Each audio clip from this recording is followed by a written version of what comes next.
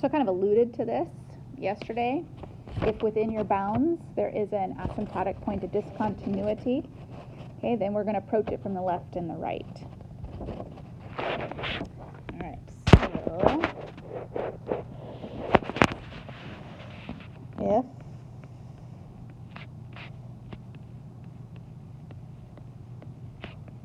if there is an asymptotic discontinuity at axis C within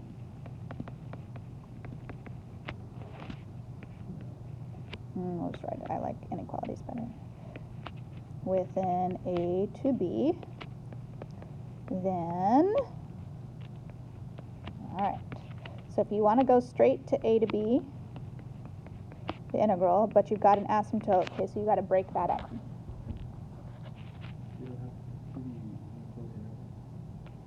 No, we'll talk about what if there is an asymptote at the end, at the ends. That's a different situation. Okay.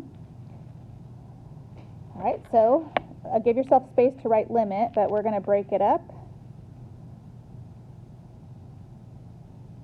And we're going to go from A to C.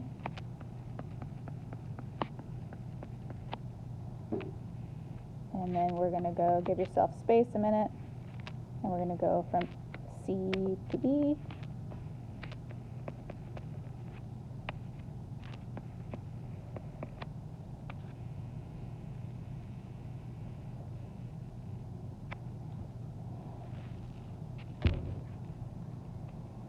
All right, and then we need the limit for both of those because we got to approach from the right or left. Okay, maybe erasers. Since C is where the asymptote is, C cannot be the upper bound anymore. So you'll do a U substitution basically, and you'll say, okay, I'm going to make that U. And U is going to approach C from what side? Left. And then for the other one, we'll do the same thing. C can't remain the lower bound. So we'll do a U substitution, and then U will approach C from the right. And then all of the math just stays the same as what we've been doing. You find the integral, and then you find your limit approaching either side of that integral. Yeah? Do you ever have to do it where A and B are infinity, and you have to do those limits? Well, I don't know if you would have done limits. So you just have to keep break it up. So yes, I mean, so you could, yes, put it all together, and then you have one of your ends is infinity, but within that, like, so, okay.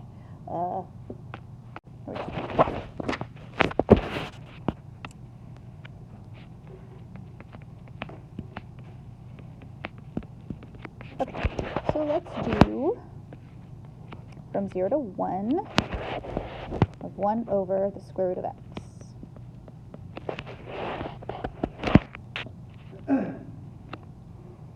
Okay, now this time it has an asymptote on one of the sides, not in the middle, right? Where's the asymptote happening? 0. Okay, so then we are just going to set up our limit. 1 is fine. And I mean, the variable is arbitrary. Since this isn't in the center, I could pick A, and A would be approaching 0 from the right.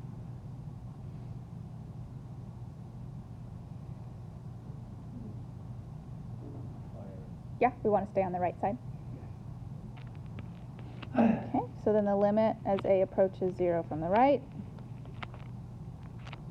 of the antiderivative of 1, okay, and this is x to the negative half, so it will be x to the positive half times 2 plus c going from A to 1.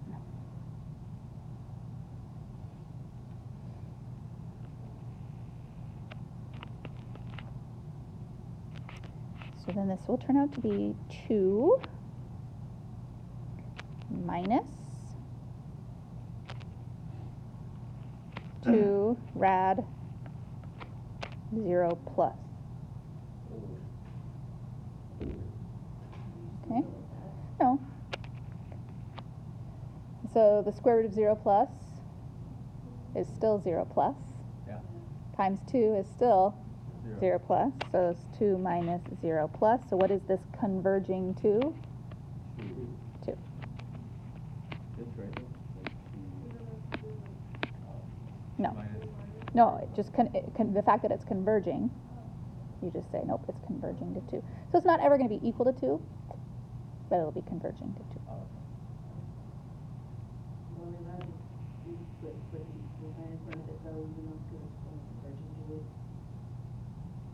Yes. No. Nor will I. Yeah, you could do your approximation. Okay. And 2 minus 2. No. Oh, really? Mm. Well, let me finish your question. 2 minus 2 at 0. No. All right. Nope. Okay. So the integral from 0 to 3 dx over the quantity x minus 1 to the 2/3. So now this time we have an asymptote in the middle of my interval. Okay, asymptote where? 1. At 1. Okay, and so I want to go from 0 to 1 plus, 1 minus on the left. 0 to 1 minus of dx over x minus 1 to the 2/3. And then 1 minus to 3.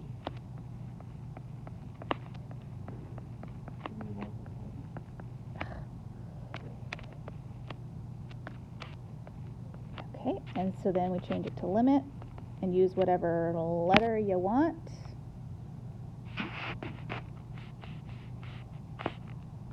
So the limit from 0 to u as u approaches 1 minus,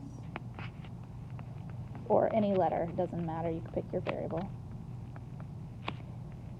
And then the limit as u approaches 1 from the right, from u to 3.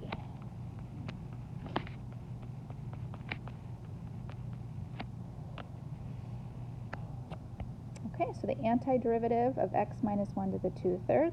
So we think about, all right, that's x minus 1 to the negative 2/3.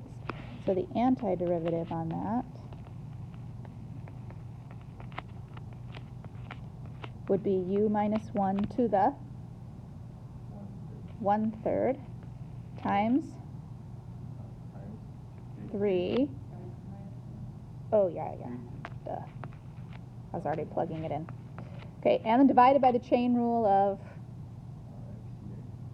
well, the chain rule is 1. Just keep reminding, though, that you do have the chain rule on that.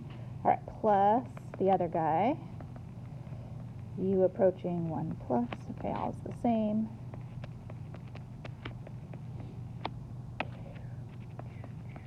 Plus c, u to 3.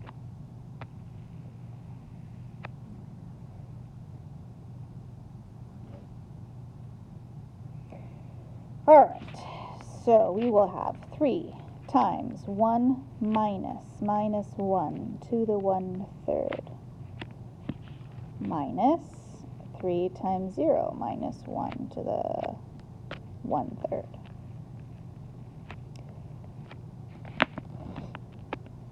Plus 3 times 3 minus 1 to the 1/3 minus 3 times 1 plus minus 1 to the 1/3. All right. 3 times 0 minus to the 1/3 minus 3 times negative 1 to the 1/3 plus 3 times 2 to the 1/3 minus 3 times 0 plus to the 1/3. All right, so the 0 minus to the 1/3, you can cube root a negative number. That will still be 0 minus. that will still be 0, so all of this goes to 0.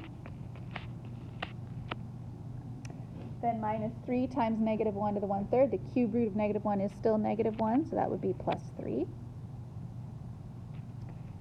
Plus 3 times the cube root of 2.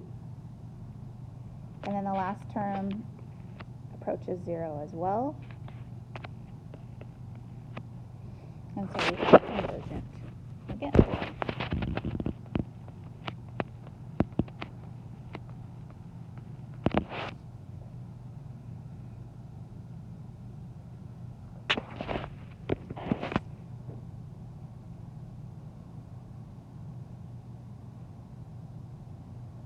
And all that's telling you is that the area between that curve and the x-axis, even over the asymptote, is going to converge to a fixed number. Yeah? So, for that one, that's a good cusp, right?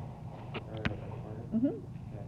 So you can find the interval if it's a cusp or corner, but not, like, for a jump or something? This is not a cusp or corner. This is an asymptote.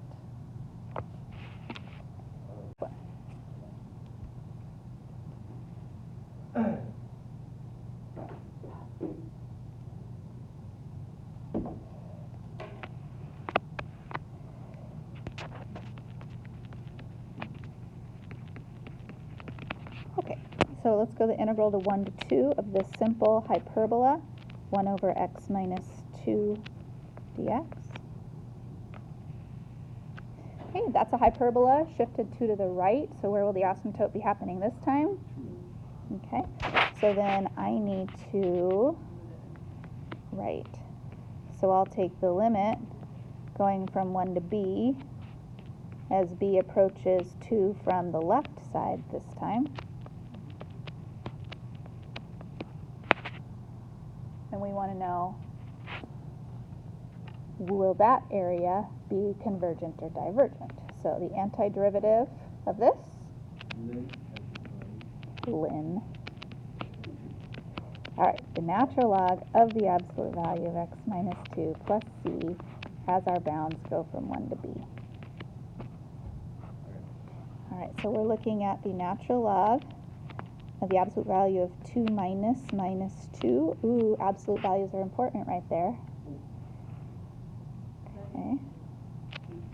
Yeah, minus the natural log of the absolute value of 1 minus 2.